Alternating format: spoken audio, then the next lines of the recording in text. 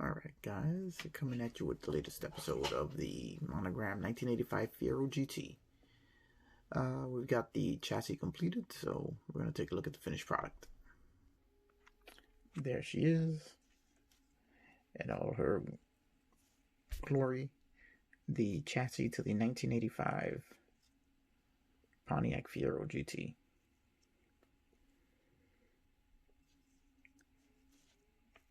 Went together pretty well. Very few issues in assembly.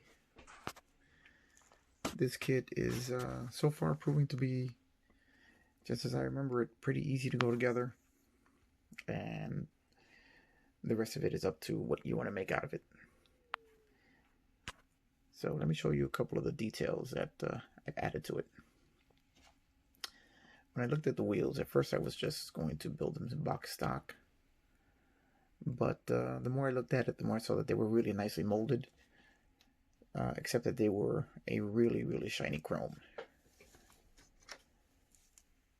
Basically, this is what they look like. This is a 30-plus-year-old example. Very shiny, very toy-like. So what I did was used a little bit of Tamiya dull coat just to dull them down, give them a much more realistic appearance, similar to what the real car had, which was a matte finish on an aluminum wheel. Then topped it off with a little bit of Tamiya panel line paint, bring out the highlights, and you have your completed wheel, much more realistic. And if you can see, make out behind the wheel, since they are such nice wheels, molded very well, I decided that since you can see right through the spokes, to add some brake rotors back there. These are brake rotors from Model Car Garage. They are drilled, so not exactly box stock. So this car has gone from a brand new showroom fresh 1985 Fiero to being a car that maybe it's a year old, maybe 2 years old. And the owner decided to upgrade the brake system and give you some and add some cross-drilled brakes to it. The guy likes his car and just wanted to update the braking system. So that's what I'm going with on this one now. So that leads us to the underside. And this is why you see the exhaust has the heat. The exhaust has the heat discoloration that I mentioned in my previous videos that I like to install on all my cars. And shows that the car is used. It's got some miles on it. The guy is enjoying it the way he should. Then we come up, we see all the painting of the coolant tubes. As anyone who knows these cars knows that the coolant tubes run on the outside by each rocker panel. Got to be very careful when you jack them up. Run into the front. And then added the detail painting for all the brake and transmission lines that also run along each side of the car. As you can see there, they're painted all the way to the back. That's done with Tamiya titanium gold. I chose that color because I wanted it to stand out a little bit more. Just give it a little more visual interest by adding a different color there. So I think it works very well to add a little extra detail and give you a little something else to look at so that everything there is not the same color. Then give it a little wash with the Tamiya panel line paint so that it doesn't look like a brand spanking new line. And we have brake and transmission lines. And here you see the gas tank in the center of the car. As every Fiero had the gas tank right between the two seats. Safest place in the car for a gas tank to be. as you'd have to literally crush the entire car to get to the gas tank. This is one of the reasons why the Fiero was one of the safest cars, actually the second safest car sold in America from 1984 to 1988. It was this kind of forward thinking that GM had back then, or that Pontiac had back then. Let's not even give the credit to GM. Now we can get to the front here. You can see the rack and pinion steering. It's got the sway bar in there. You can see the sway bar mounting brackets. Again, done with the rack and pinion steering is painted in Tamiya titanium silver. And that's giving some highlighting with the Tamiya bronze, just to give it some shadows, add some darks to it, just to make it a little more visually interesting. And then we have the sway bar with the sway bar brackets done in Tamiya titanium gold. Again, just to give it a little more of a interesting visual, just to add some visual interest to the car. Now, one thing of note, if you're looking to make a completely accurate model of a 1985 Pontiac Fiero, the front suspension is incorrect in this car. As it has coilovers, which the Fiero did not have.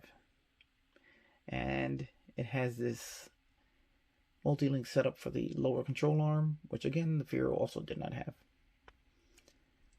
It's not a bad looking suspension, but it is not the most accurate, which I'm a little surprised about, as the details have so far been excellent in this kit. This may be a 30-plus-year-old kit. You can see the molding in the floor pan, the details that are molded in. As everything that's on this lower pan is completely molded in. Nothing is a separate part that I added, and they did an excellent job with that. Here you can see I added some bare metal foil for the heat shielding for the muffler and the catalytic converter. Now, let me point out some thing that might be of interest to those building a car. With the front suspension, definitely follow the instructions as they're laid out. Don't be like me and jump the gun because you want to see the wheels on the car. Because the instructions will tell you to, at first, install let's just move some interior parts over here. To install the left front wheel, spindle and shock assembly. And then install the sway bar. And then after that, the steering rack. And then the right side wheel and steering assembly. Do it that way, because as I found out the hard way, once you install both wheels and spindles, you cannot get the steering rack. The sway bar you can get in. The steering rack you cannot. So you have to install the steering rack before you install the right side wheel assembly. So don't jump the gun, otherwise you'll be taking it apart like I did just to put it back together again. Another thing I've noticed is, if you look at this car that I built over 20 years ago, the rear wheels are set further in than I think they should be.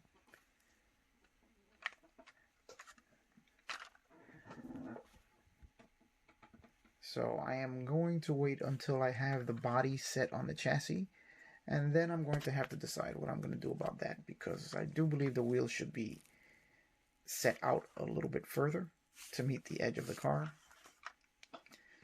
Or I will be looking at some reference photos to see if that is really the way they sat back in '85. And while it doesn't look horrible, I'd like to try and get the stance of the car to be a little more like the real thing. So that being the case, I have not permanently attached the wheels yet until I decide what my course of action is going to be regarding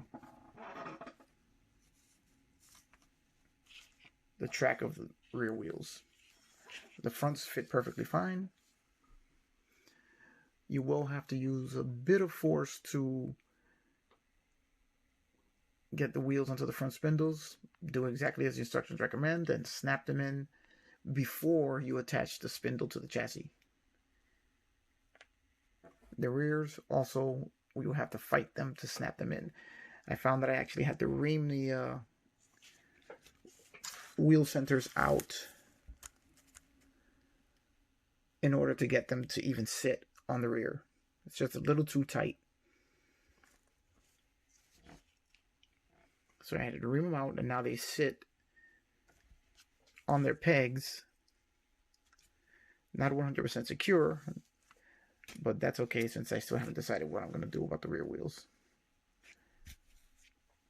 So you just have to be careful with that, because if you try and force the rear wheels onto their pegs, you will end up ripping the rear suspension out of the car, as I almost did as I was trying to pop them into place.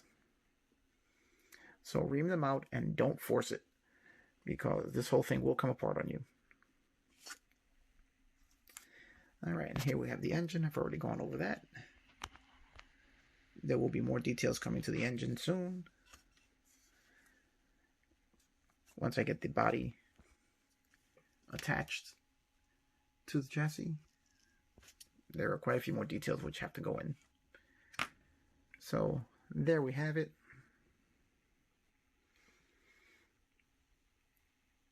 That's the completed chassis of the Monogram 1985 Pontiac Fiero. Give you a good look at that again. All the details, I think I got pretty much spot on to the real car, as much as I could, without re-engineering the entire front end, which I may do on a future build. Alright guys, that's pretty much it for now. I will see you on the next one.